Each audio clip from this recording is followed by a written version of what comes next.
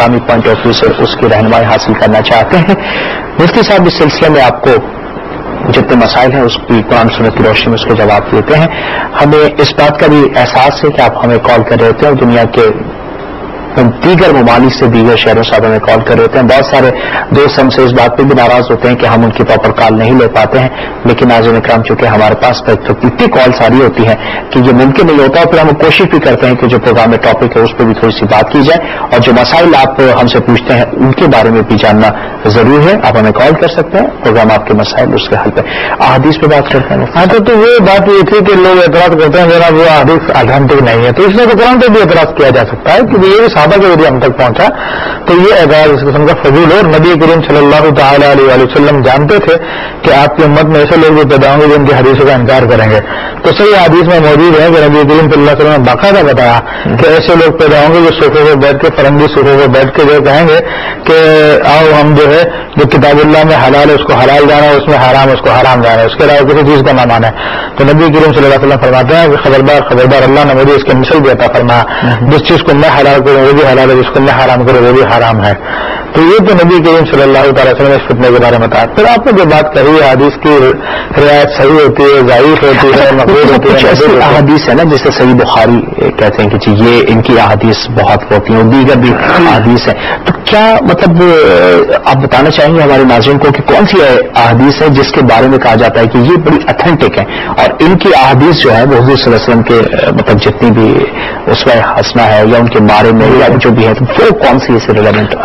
ویسے تو اس کے بارے میں محدثین نے کافی کتابیں لکھی ہیں, لیکن جو اس وقت دنیا میں سب سے زیادہ جس کی شہرت ہے اور جسے کہا جاتا ہے کہ اشرف الکتاب بعد کتاب اللہ, کہ اللہ کی کتاب قرآن مجید کے بعد جو صحیح ترین کتاب ہے وہ صحیح بخاری شریف ہے. بعض نے مسلم شریف کو صحیح ترین قرار دیا ہے, اس کی وجوہات ہیں, اور بعض دیگر کتابوں کے اوپر اس قسم کے الفاظ کہتے ہیں, لیکن بخاری شریف کا مطلب بخاری شریف جو ہے وہ اس کے بلکہ اس کا تو یہ ہے کہ حضرت امام بخاری رحمۃ اللہ ایک ایک حدیث کو لکھنے سے پہلے جو ہے اللہ کی بارگاہ میں استخارہ کیا, 2 رکعت نماز پڑھی, غسل کیا, اس کے حدیث کے بعد. جی ناظرین ہمارے ساتھ اس کالر موجود ہے, اور اس کے بعد پھر مفتی صاحب سے اور بھی دیگر احادیث کے بارے میں بات کرنا چاہیں گے. جی اس وقت جاننا چاہتے ہیں کون ہے ہمارے ساتھ؟ السلام علیکم.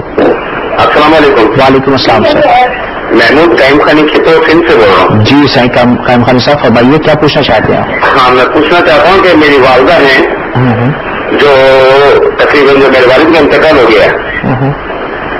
ہلو جی ہم سن رہے ہیں, فرمائیے. میرے والد کا انتقال ہو گیا, اس کے بعد میں میری والدہ جو ہیں وہ یہاں سے چھوٹا بھائی کے پاس رہتی تھی, ان سے ناراض ہو کے وہ چلی گئی دوسرے شہر ڈگری شہر میں بہن کے پاس. ٹھیک ہے.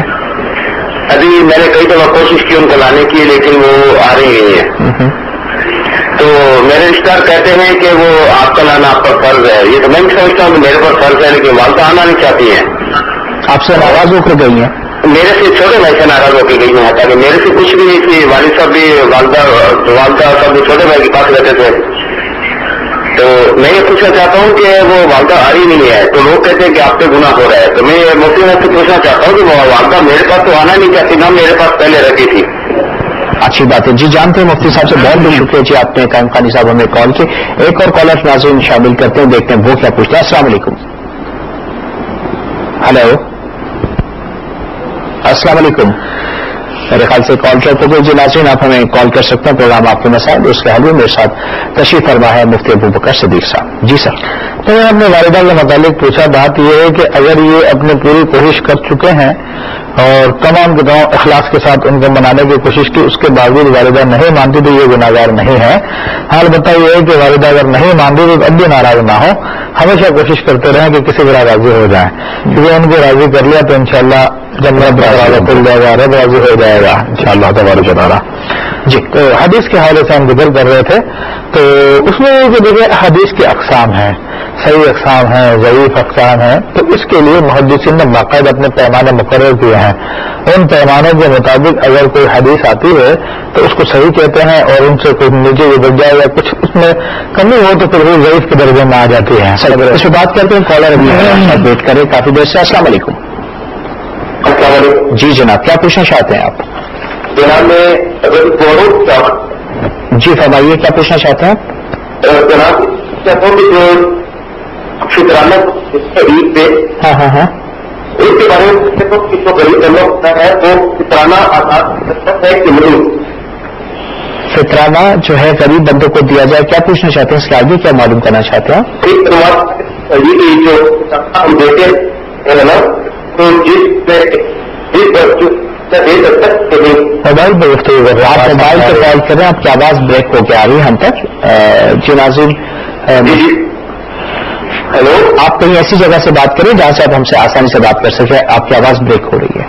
جی جناب، میں بول رہا ہوں پشاور سے، میرا نام رویش ہے. جی میں پوچھنا چاہتا ہوں جناب کہ یہ جو فطرانہ فطر ہم دیتے ہیں اور یہ جو ہم پہ حق کرتا ہے، ہم دے سکتے ہیں؟ اچھی بات، ٹھیک ہے ٹھیک ہے جی، بالکل جانتے ہیں مفتی صاحب سے. بہت بہت شکریہ جی، آپ نے کال کیا ہمیں. جی ناظرین، پروگرام آپ کے مسائل اس کے حل کا مقصد ہی صرف یہی ہے کہ وہ مسائل جسے آپ جاننا چاہتے ہیں اور اگر آپ کے ذہنوں کو پریشان کر رہے ہوں کہ واقعی میں اس کی جو شرعی اور اسلامک جو آئیڈیالوجی ہے کیا اس کے مطابق وہ مسائل کا حل جسے آپ جاننا چاہتے ہیں، تو ہمارے اس پروگرام میں آپ کال کر کے اس مسئلے کا حل جان سکتے ہیں. جی مفتی صاحب، فطرانے کے ہمارے سے بھائی نے پوچھا کہ دیکھیے فطرانے کا حکم تو یہ ہے کہ وہ اغنیا پر ہیں، یعنی جن کے پاس 52.5 تولہ چاندی ہو یا 7.5 تولہ سونا ہو، یا یہ ہے کہ ضرورت سے زائد ایسا سامان ہو جو کہ اس کی قیمت جو ہے وہ 52.5 تولہ چاندی کو پہنچ جائے، تو اس پہ فطرانہ دینا واجب ہوتا، خود اپنی جانب سے اور اپنے نابالغ بچوں کی جانب سے. ہاں البتہ اگر کسی شخص کے پاس اتنا مال نہ ہو تو اس پہ فطرانہ واجب نہیں ہے. ہاں اگر وہ دینا چاہتا ہے تو اسے صدقے کا ثواب ملے گا انشاءاللہ. لیکن اگر وہ کہہ رہے ہیں کہ غریب ہیں وہ بیچارے نہیں دے سکتے، ہاں نہیں دے سکتے، کوئی گناہ نہیں ہے، کوئی حرج نہیں ہے. اچھا، حدیث پہ بات کر رہے تھے جی. حدیث کے حوالے سے ایک بات اور کہی جاتی ہے کہ جناب نبی کریم صلی اللہ علیہ وسلم کی امام احمد بن حنبل کو 10 لاکھ حدیث یاد تھی، امام بخاری کو 6 لاکھ حدیث یاد تھی. وہ کہتے ہیں کہ 10 لاکھ حدیث کیسے ہوگی، 6 لاکھ حدیث کیسے ہوگی، اتنی ساری حدیث ہے. تو اصل میں ایک فنی مسئلہ حدیث کا. بات یہ کہ جیسے ایک حدیث کو اگر ایک ہی بات کو 10 صحابہ کرام بیان کر رہے ہیں تو 10 حدیث ہو جائیں گی، اور ایک ہی حدیث کو اگر 50 صحابہ بیان کر رہے ہیں تو 50 ہو جائیں گی. بلکہ اس کے علاوہ بھی اگر اس ایک صحابی سے بالفرض 10 آدمیوں نے سنی اور ہر 10 نے اپنے 10 شاگرد بنائے تو اب یہ حدیث کی تعداد جو ہے یہی ایک ہی حدیث وہ 100 کرائے گی.